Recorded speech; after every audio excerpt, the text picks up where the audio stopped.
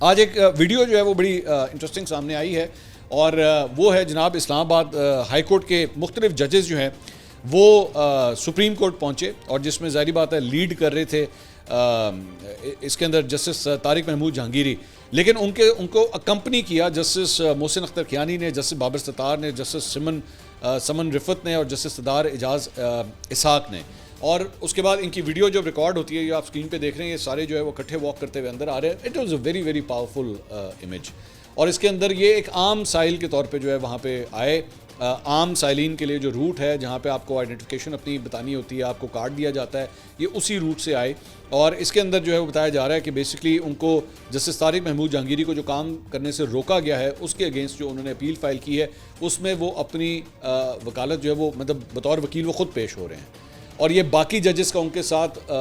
आना, उनके साथ वॉक करके साथ आना, it is a very symbolic gesture, क्योंकि